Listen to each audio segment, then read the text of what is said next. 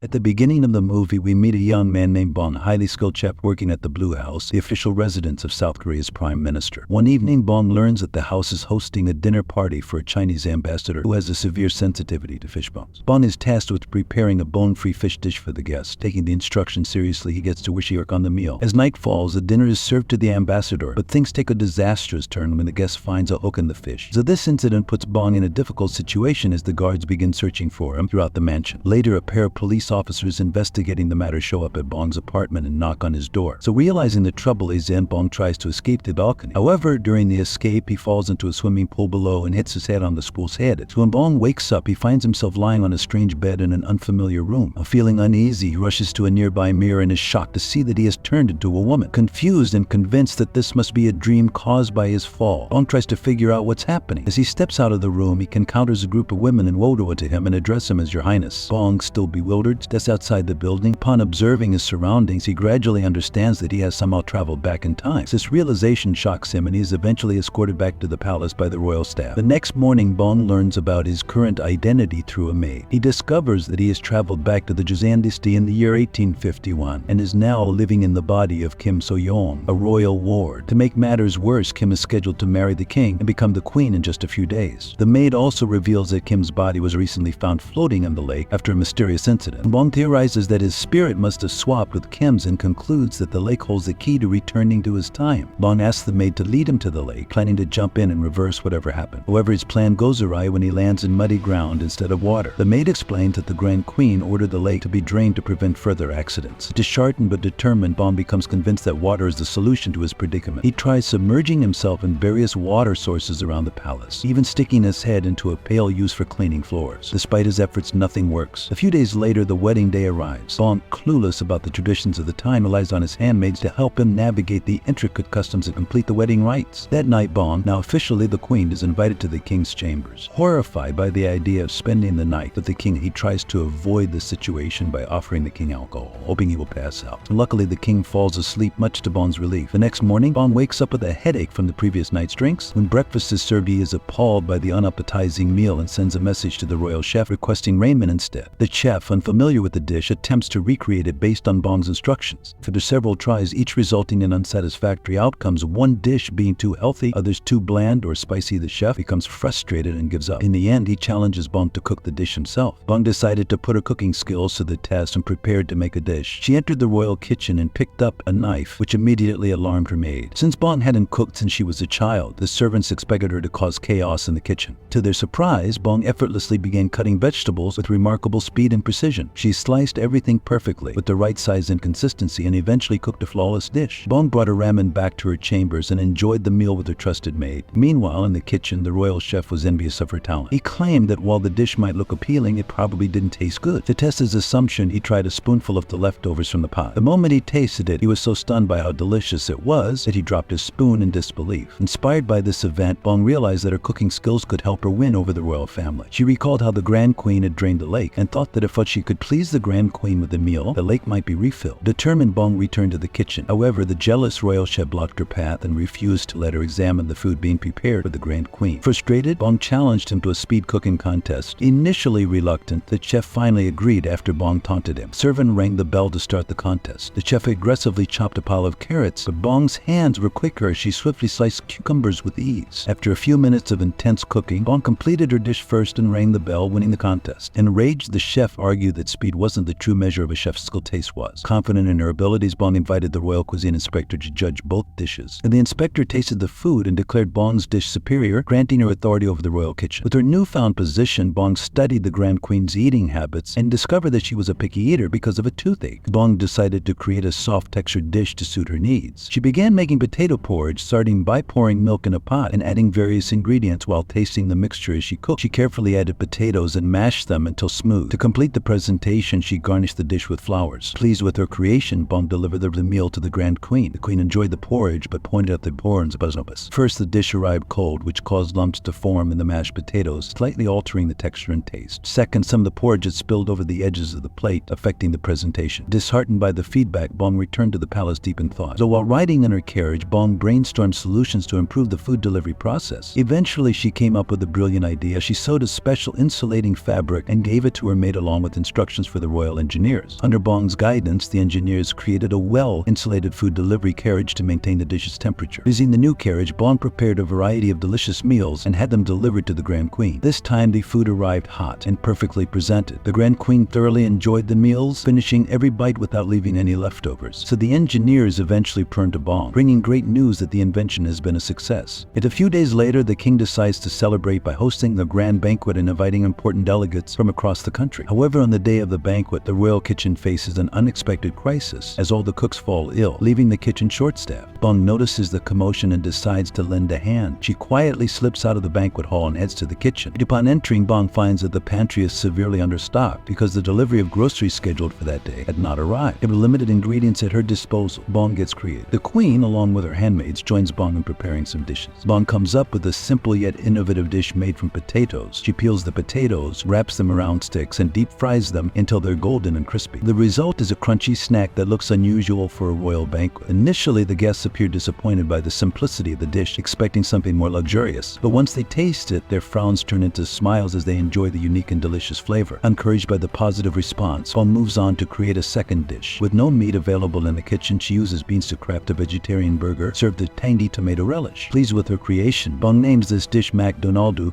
inspired by a modern-day fast food chain. Like the potato sticks, the veggie burger is a hit among the guests, who savor the creative and tasty meal. For the final course, Bong prepares a dessert with a unique twist. She makes jelly sticks and writes fortunes on each one, calling them fortune jelly. The dessert turns out to be both delicious and entertaining, as the guests have fun reading the little fortunes after finishing their jelly. Despite the rocky start, the banquet becomes a huge success, thanks to Bong's quick thinking and resourceful cooking. The Grand Queen, who also attends the banquet, is deeply impressed by Bong's ingenuity and culinary skills. She offers Bong the chance to make a request. Without hesitation, Bong asks for the lake to be refilled. The Grand Queen grants the request and orders the servants to begin the task. However, since it is the 19th century, the process relies on manual labor. The servants use wooden buckets to carry water from the town's well to the lake, which is extremely slow and tedious. Frustrated by the inefficiency, Bong devises a new method. She organizes the servants into a line, instructing them to pass the buckets along like a chain. This system significantly speeds up the process, and the workers are relieved to have an easier way to do the job. Bong supervises the effort as the servants continue filling the lake bit by bit. Days go by, and the lake still isn't full. Growing impatient, Bong begins to lose hope. Fortunately, a heavy rainstorm begins, gradually filling the lake. Overjoyed, Bong dances happily under the rain. But for a few hours, the lake is finally full. To commemorate the moment, Bong signs her name on a cornerstone at the lake's edge. Then she dives into the water, sinking beneath the surface, just as she had done earlier in the story. Though when Bong opens his eyes, he is shocked to find himself in a hospital bed. Nearby, an officer sits asleep in a chair. Bong tries to slip away quietly, but the officer wakes up, sparking a chase. Bong manages to escape the first officer, but two more quickly appear and corner him. So desperate, Bong jumps from a high platform and flees into the streets. He heads to a public library, where he searches for a history book. He eventually finds a publication about the Joseon dynasty. As he reads, Bong smiles, realizing that his actions have become a part of history. Bong's nostalgic trip down memory lane is cut short when the police officers chasing him arrive at the library. Panicked, he tries to run away again, but the officers stop him and explain that they aren't there to arrest him. Instead, they reveal that the present has changed due to his journey to the Joseon era. Now, Bong is no longer a fugitive, but a whistleblower who has exposed a corrupt high-ranking official. The officers are there to protect him, not apprehend him. Doubtful of their claims, Bong rushes to a nearby computer to look up the details online. To his surprise, he finds evidence that confirms their story. The timeline has indeed shifted, and the world he knew is no longer the same. The movie concludes with Bong standing on a busy street, reflecting on how even a small action in the past can lead to significant changes in the future. He shares an uplifting message, encouraging viewers to recognize the power of their choices and how they can shape what lies ahead. Subscribe for popcorn. We are racing towards 2,000 subscribers.